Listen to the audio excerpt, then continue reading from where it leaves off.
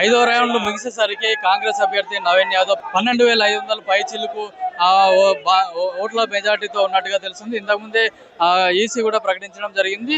అయితే దీంతో పాటుగా 12,500 మెజార్టీ అంటే చాలా భారీ ఆధిక్యం దిశగా దూసుకెళ్తున్నట్టుగా తెలిసింది. దీంతో అటు గాంధీ భవన్ లో కావచ్చు, ఇటు యూసుఫ్గూడలో ఉన్న కాంగ్రెస్ పార్టీ కార్యాలయం, నవీన్ యాదవ్ కాంగ్రెస్ పార్టీ కార్యాలయం ఏదైతుంది దాంట్లో కూడా పెద్ద ఎత్తున కార్యకర్తల నాయకులు ఇక్కడ చేరుకొని సంబరాలు అయితే చేసుకుంటారు. మనతో మాట్లాడడానికి కాంగ్రెస్ నాయకులు చెప్పండి సార్, మీరు భారీ ఆధిక్యం దిశగా దూసుకోబోతున్నారు, ఏంటి కాంగ్రెస్ పార్టీ మీద ఉన్న నమ్మకంతో ఎంత విజయం సాధించారు? ముఖ్యంగా రేవంత్ రెడ్డి అనే మనిషి ఒక సింహం. ఈ was a lion. Congress party గతంలో 0 ఉండే, కానీ రేవంత్ రెడ్డి అన్న ఆధ్వర్యంలో కాంగ్రెస్ పార్టీ 100కి వెళ్ళిపోయింది. ఈరోజు కాంగ్రెస్ పార్టీ అంటే ప్రజల పార్టీ.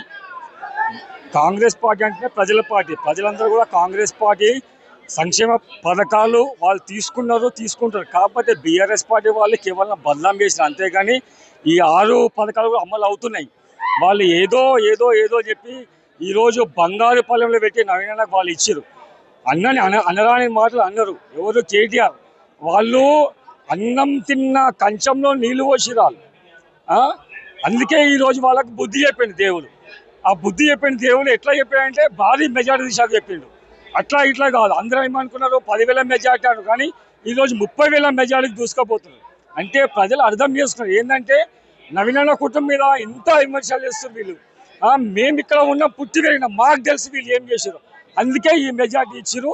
రాబో కాలంలో నవీన ప్రజల మధ్యలో ఉంటాడు, ప్రజలకు సేవ చేస్తాడు.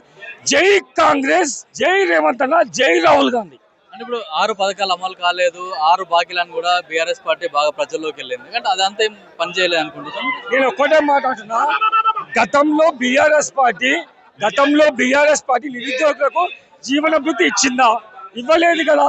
వాళ్ళు అమలు చేయలేదు కదా. ఈరోజు ఇంకా సమయం ఉంది కదా, 3 years చేస్తారు, తప్పకుండా చేస్తారు. రేవంత్ చేసి చూపిస్తాడు. జూబ్లీస్ నియోజకంలో ఏ విధంగా ఇప్పుడు ఆయన విక్టరీ, కొలంగల్ రెవెంజ్ జూబ్లీస్ ఇక్కడ పోటీ చేసింది రేవంత్ అన్న, కేటీఆర్ అన్న.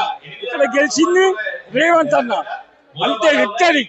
యాక్చువల్లీ మేము లోకల్ అండి. మా నవీన్ అన్న ఇప్పటి వరకు వాళ్ళు చెప్పిన వరకు అయితే మొత్తం బై మిస్టేక్ లో మొత్తం మాట్లాడారు. సో నవీన్ అన్న ఏ టైంలో అయినా సరే, అర్ధరాత్రి 2 గంటలకు పోయినా కూడా అన్న చాలా రెస్పాన్స్ ఇచ్చేవాళ్ళు.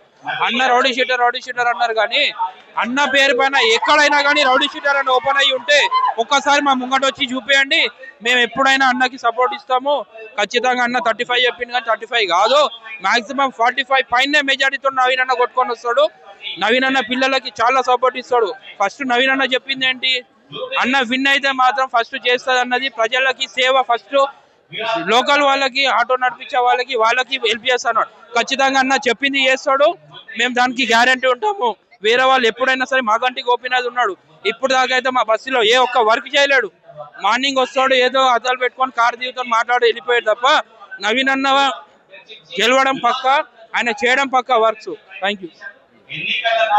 కేటీఆర్ గారు ఇప్పటికైనా తెలుసుకోవాలి, రౌడీ ఎవరు అనేది, హీరో ఎవరు అనేది ఇప్పటికైనా లజ్జ సిగ్గి వచ్చి మళ్ళీ ఇంకోసారి నెక్స్ట్ టైం ఏ ఎలక్షన్ అయినా సరే మాట్లాడేటప్పుడు నోరు అదుపులో పెట్టుకొని మాట్లాడు. వ్యక్తి గురించి తెలుసుకోకుండా అడ్డగోలుగా మాట్లాడిననుకో ఇదే ఫలితం ఉంటుంది.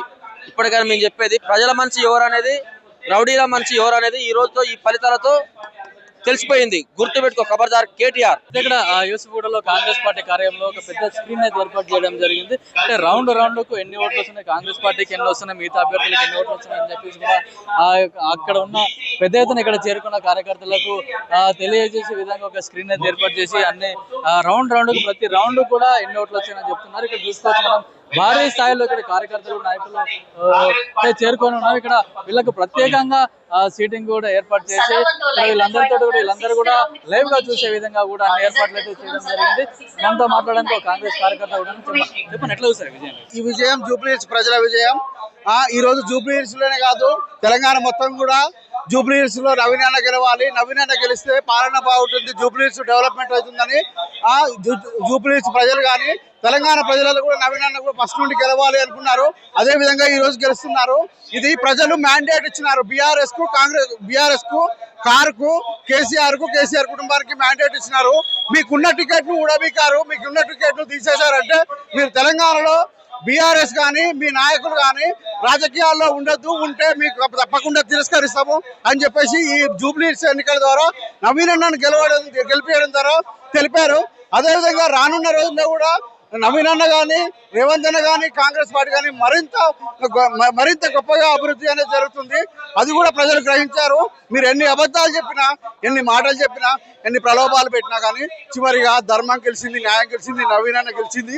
నవీన్ అన్నను రకరకాలుగా వ్యక్తిగతంగా రౌడీ అని గుండా అన్నారు. ఎవడురా గుండా, ఎవడురా రౌడీ?